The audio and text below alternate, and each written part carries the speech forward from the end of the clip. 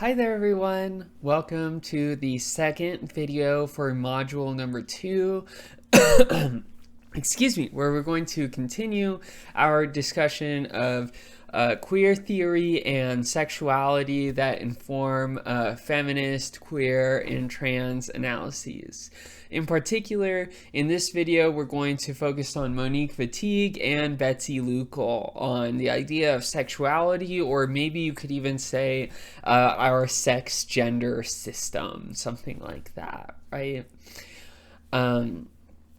These texts, I think, give us a lot to chew on, to use the resources of the previous couple of videos where we discussed some background materials on Freud as well as Foucault that serve as sort of the origin point for a lot of queer theory and sexuality studies.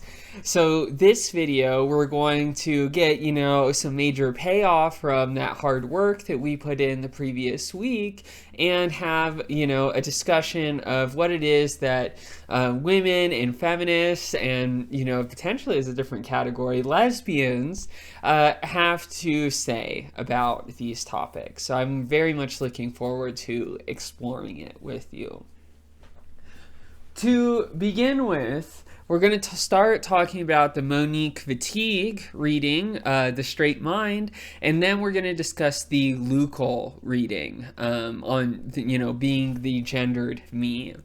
And part of the reason for this is because the claim that Wittig famously makes in her piece is actually far, far more controversial than the sort of position that Lucal arrives at in her piece. You will likely find the Wittig is sort of like a little bit strange, perhaps to your way of thinking, and you will find, I think, the Lucal material very familiar to kind of how people talk about feminism, sex, gender, and sexuality today. So as a result, we have to do a lot more background, stuff for Monique Wittig and much, much less on Betsy Lucal's piece.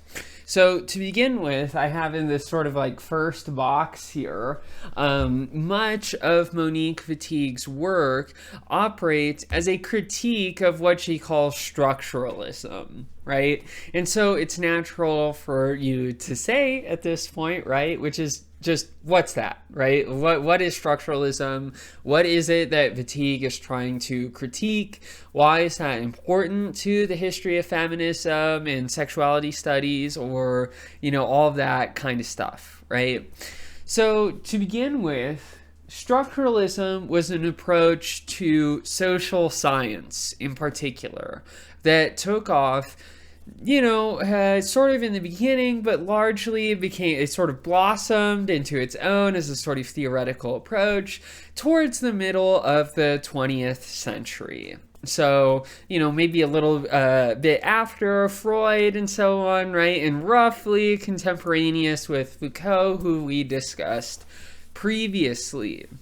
And if you, are interested in the history of social science, then one thing that about social sciences is that they often have, math envy of the hard sciences, right? And structuralism, I think we can safely say, is an expression of this kind of math envy on the part of social sciences. So, in other words, to begin a sort of elementary characterization of structuralism, we can say that structuralism is the attempt to treat the social sciences in a more quantitative fashion, right? How do you do that? Well, ultimately, the, structuralism as a theoretical model emerges in linguistics. With a guy named Ferdinand de Saussure. We don't need to get into a whole bunch of details about this story because that's not primarily what we're interested in for this context. But Saussure had a really, really basic insight, which is that if you want to do linguistics, then part of what you need to do is you need to recognize that words are constructed from phonemes, which are the, phonetic parts of speech, so sounds like p, v, ts, s, right? We all recognize these as being different consonant sounds. And Saussure thought you could define a language in a quasi-mathematical way by describing the phonemes that it uses and describing the relationship between those phonemes. You furthermore can say, like, for example, in Japanese, that there's not a distinction between L and R phonemes, for example, and you can point to a whole bunch of different phonemes, like clicking noises, right, that European languages don't use. And so this allows you to have a kind of definition of a language that is almost formal, right? You have almost kind of mathematical approach to the languages by isolating the phonemes that a language uses. And then you can have a sort of comparative analysis between languages, or, between, you could say, a normal English speaker, right, and someone who has like a strong Texas accent, right, in which case, how they pronounce certain words is going to involve a certain amount of shifting, right? So all of my friends, I'm from Texas, and my friends all make fun of me for how I say Houston, Texas, right? They say I don't pronounce the H, right? They say it should be Houston, Texas, right? Not just Houston. However, you could say part of my Texas accent or something like that is the fact that I don't pronounce that H sound at the beginning of certain kinds of words, like Houston, right? A lot of the times, whether or not you pronounce the first phoneme is going to depend on the phoneme that immediately follows it, right? So I might say house, right, instead of ouse or something like that, but I still will say Houston instead of Houston. So that's very basic, very, very basic, very rough and ready description of what structuralism is as a paradigm in linguistics. And, long story short, it works, right? This is like more or less the paradigm that linguistics uses to this day, at least in a certain branch of linguistics. And, Saussure's approach gave remarkable success in being able to define as well as compare languages in virtue of the phonemes that are operative in that language, right? And certain phonemes like to go together or maybe don't like to go together, and that can tell you a lot about the nature, structure of a language. Now, many social sciences look over, they see that Saussure is having this incredible success, really more Saussure's followers than Saussure himself, having this incredible success, right, with the structuralist paradigm for the social sciences, right? And they start to think, well, what if my discipline, like my social science, could do that too? Right? And so this is how structuralism sort of transforms from a very, very specific paradigm that is applied to linguistics in particular to an overarching paradigm that's used in a whole bunch of different social sciences. So, for example, Wittig talks a lot about this guy, Jacques Lacan, who was himself a follower of Freud, and so he was a psychoanalyst. And part of the way that Lacan tried to understand Freud's innovation and tried to understand the nature of psychoanalysis was through the claim that the unconscious is structured like a language, right? So the same resources that could be used in linguistics to analyze words, right, could also then be used at the level of psychoanalysis to understand the unconscious. This was sort of Lacan's claim. Lacan's claim to return to Freud and offer a new interpretation of Freudian psychoanalysis based on Saussurean linguistics. Now, while Wittig talks about this somewhat, right, this is not like 20th century European history class, right? So we don't really need to get into all of the details for all of this kind of stuff, right?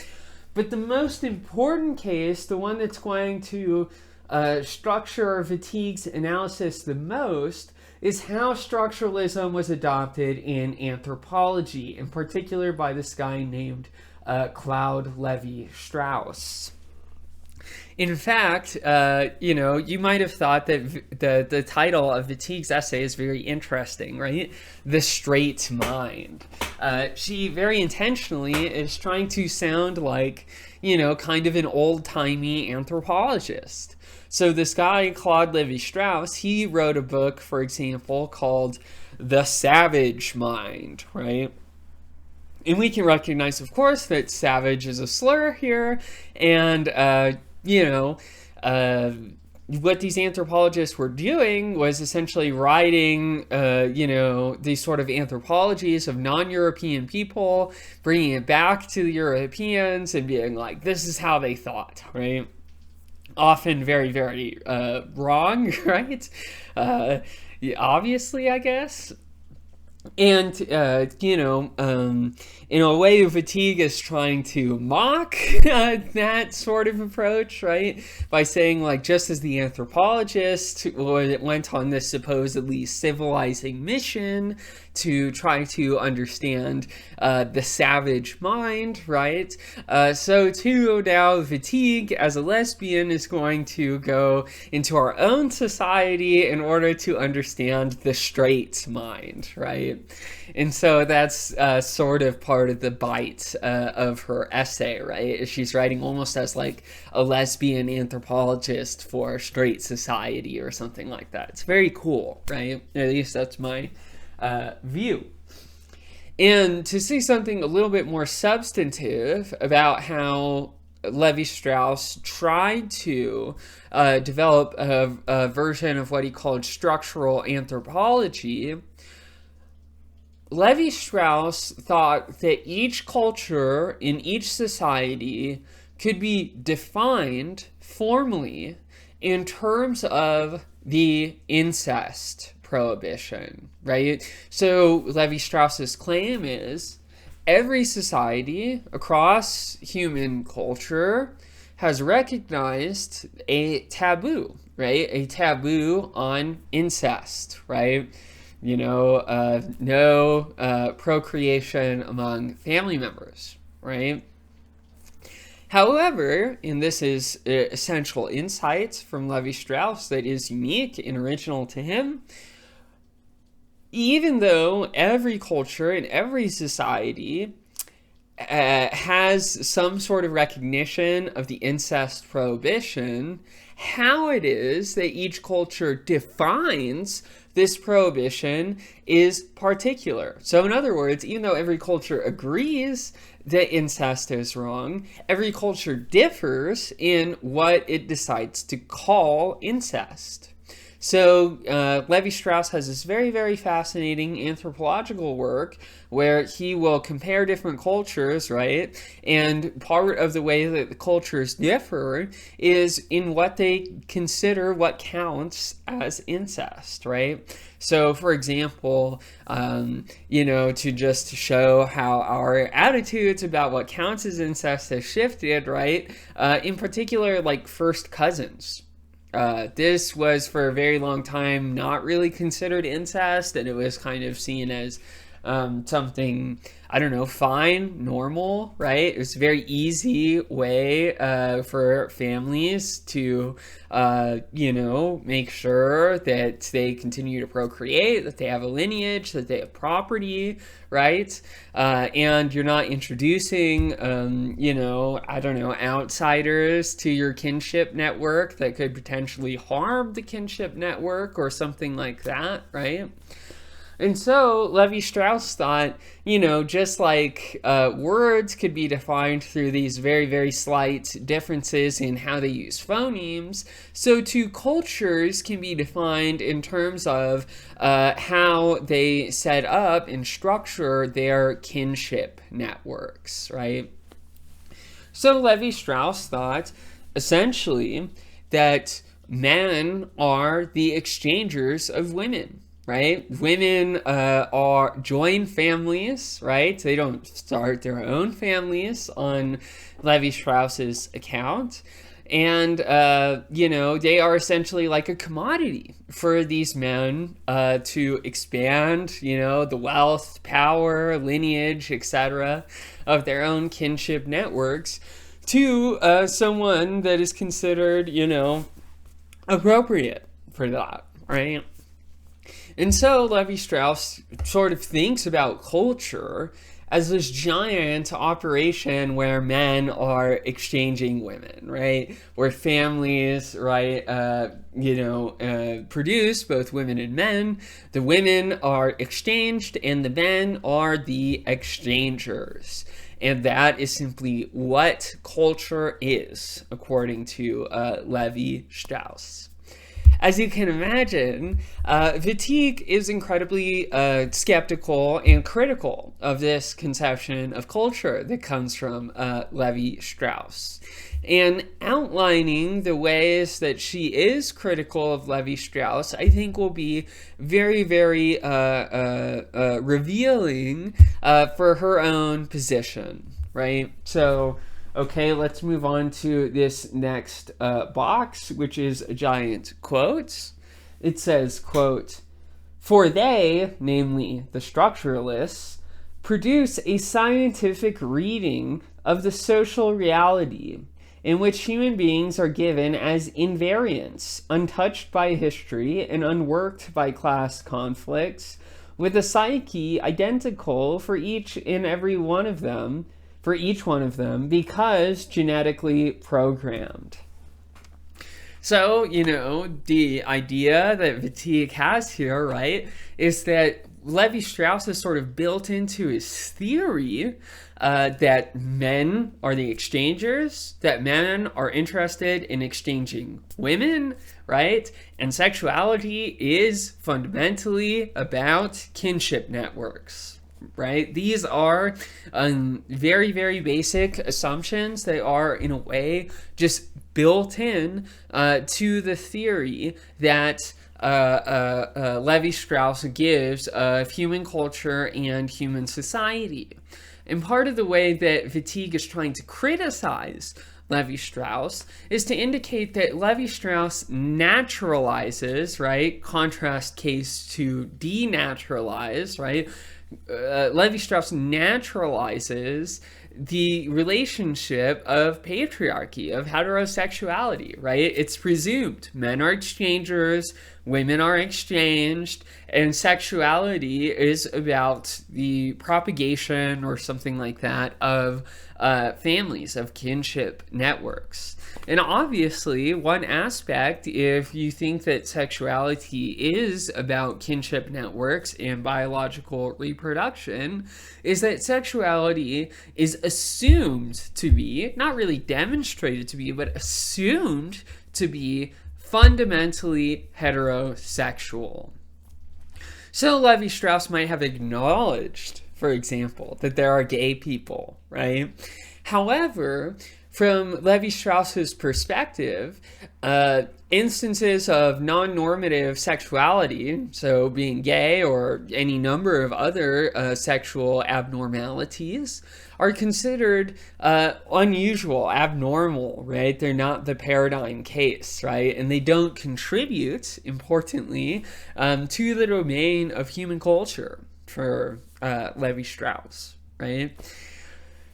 Hopefully you can see then how Levi-Strauss is able to bake in then a lot of both sort of masculinist but also profoundly heterosexual aspects into his theory, right? Into his theory of human culture and human civilization.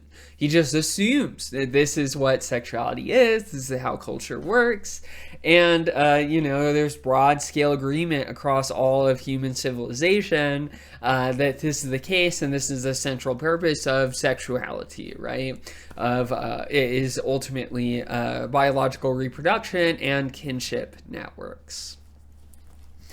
This allows us to move on to this next quote, right? And this is where Wittig says something very insightful, right? She says, the discourses which particularly oppress all of us, lesbians, women, and homosexual men, and we will spend a lot of time specifically why she says these three groups in particular, right? Why aren't lesbians women, right?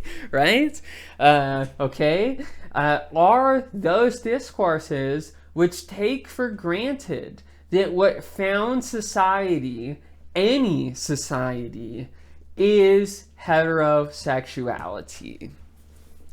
So Wittig is claiming that theories like the one given by Claude Lévi-Strauss, but also Lucal and also, all of these different structuralist approaches, is that they bake into their account of human civilization and human culture that it is fundamentally heterosexual, and then view, instances of gay sexuality or any non-biological sexuality as, in principle, abnormal, non-paradigmatic, unimportant, and so on, right?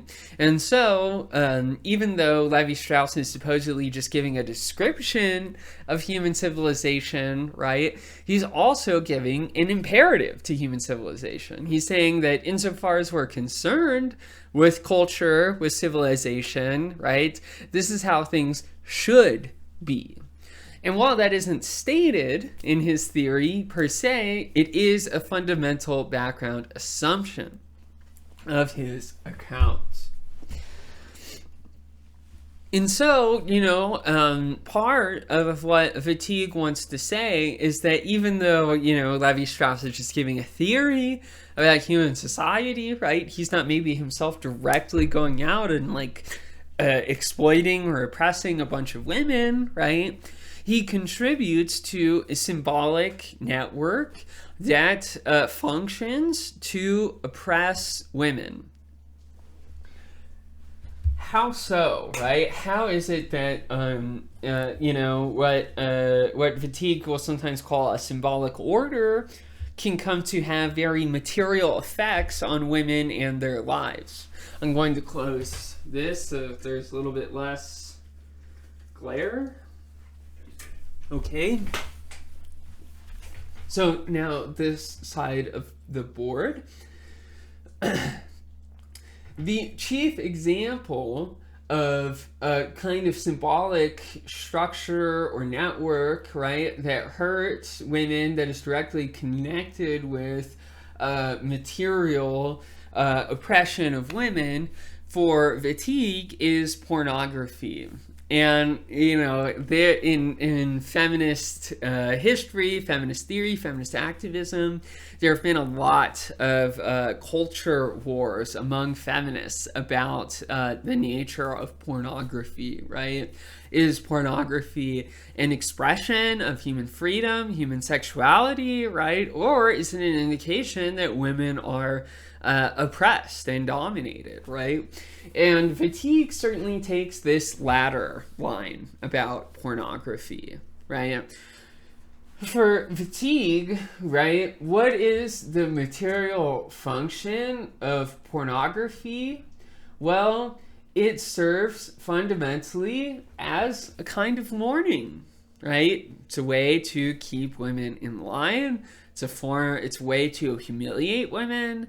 It's a way to degrade women, right? To view women only as suitable for the satisfaction of men's sexual preferences, right?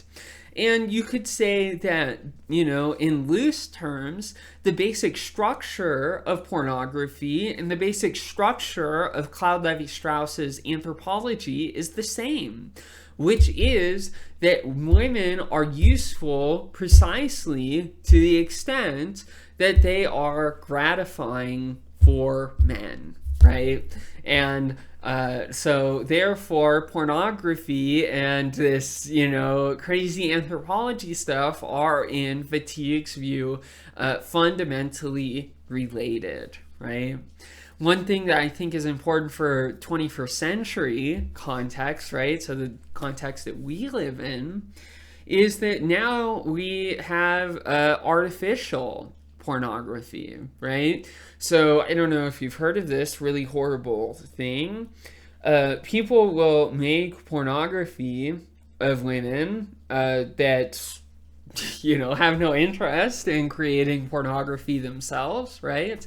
By essentially artificially placing like a woman's face or likeness or something like that onto an already existing pornographic film, right? So, many famous women celebrities, right, have pornography made of them, right? Not just a drawing, not an artistic rendering, nothing like that, right? But literally their own face posted onto a body, right? A body that is often like being fucked, right? And obviously that's like quite disturbing, it's hard not to interpret that as degrading, a form of humiliation, and strangely as a kind of warning, right? And so, part of what Wittig is saying is like, okay, even though this just seems like academic blah, blah, blah, right? It actually plays an important role in the form of a society that degrades and humiliates women, right? That puts women under the threat of violence, rape, right? And so heterosexuality, even more than the incest prohibition, right, is, on Lévi-Strauss's account, how we transition from nature to culture. However, it's important to recognize that it's not as if Claude Lévi-Strauss and heterosexual society generally just acts like homosexuality doesn't exist, right?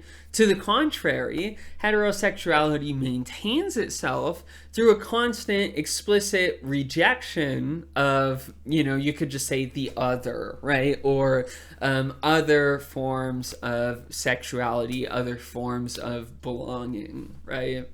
So, for example, it's not enough for most people to be heterosexual, right? It's also important to regulate homosexuality and to ensure that the structure of heterosexuality survives. Even outside of just thinking about anti-sodomy laws, anti-cross-dressing laws, various laws that were utilized in order to criminally punish people with abnormal gay sexualities.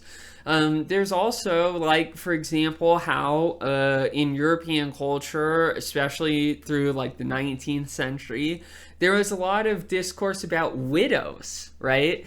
Widows are another case where it's you have a woman on her own, right, because her husband died, right? And this woman doesn't have an owner, right? Doesn't have is not tied to a man, right? And so this was seen as enormous social, cultural, political problem during the period. And there's much discourse about, widows and their role in human society, human culture, which is an indication, right, that it's not only just women that are gay or something like that that function as a kind of a problem for what we might call the heterosexual matrix, right? but all sorts of women can actually fail to conform to this structure and thereby cause a problem, right, for the straight mind, right? And Wittig wants to go all the way, right? Wittig wants to reject what she calls the straight mind, right? This whole way of organizing human culture, human civilization, human society, right? And she believes that it involves the rejection, ultimately, of the categories of men and women as well, right?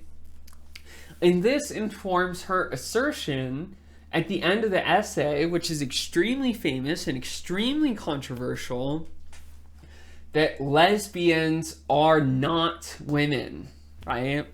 If women are defined by this role of being exchanged between men, right, then lesbians are precisely that class of would-be women, right, that opt out of the framework of heterosexuality and the straight mind. And so this is, basically Wittig's argument for why lesbians are not women.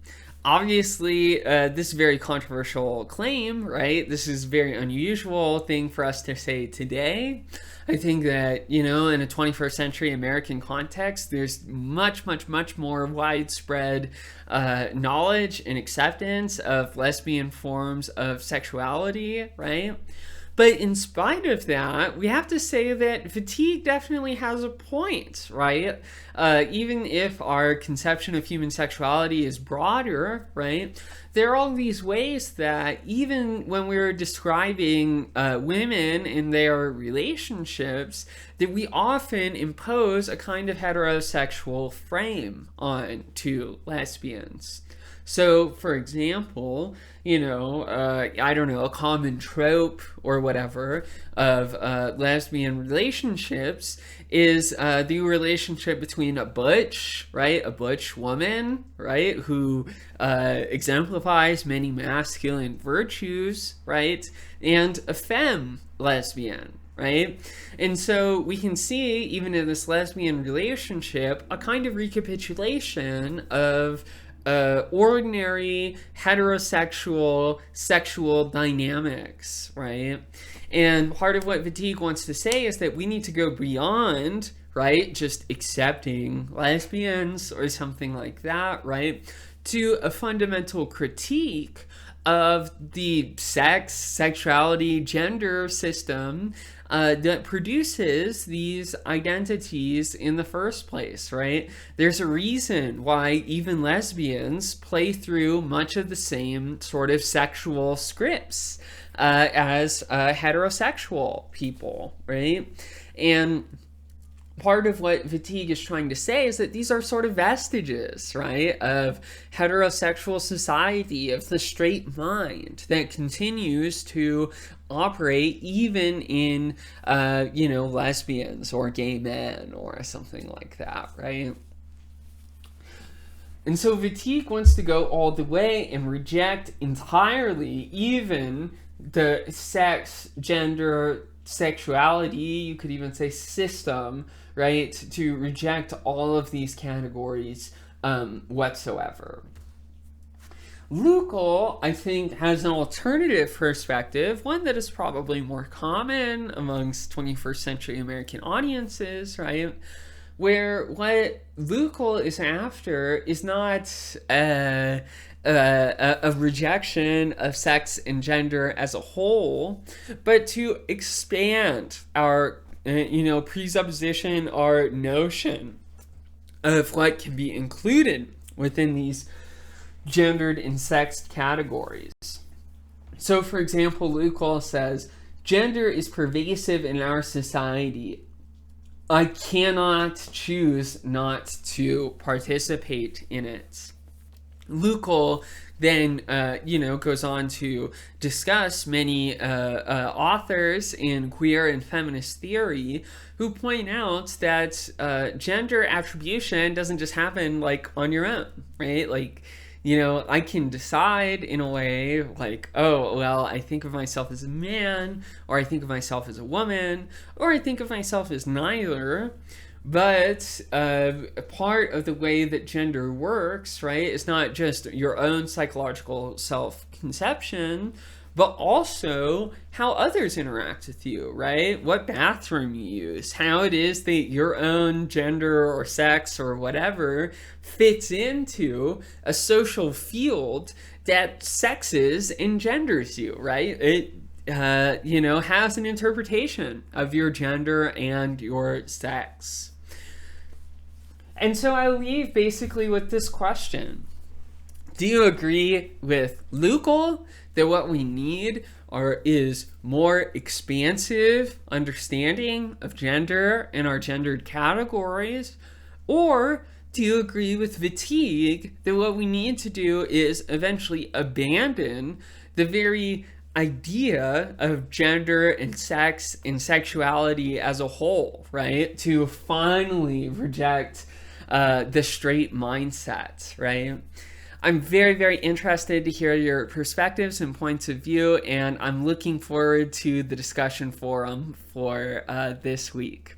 With that, that's the end of Module 2. Be sure to keep an eye on the due date for your short project, your first short projects, and I will see you in the next video. Bye.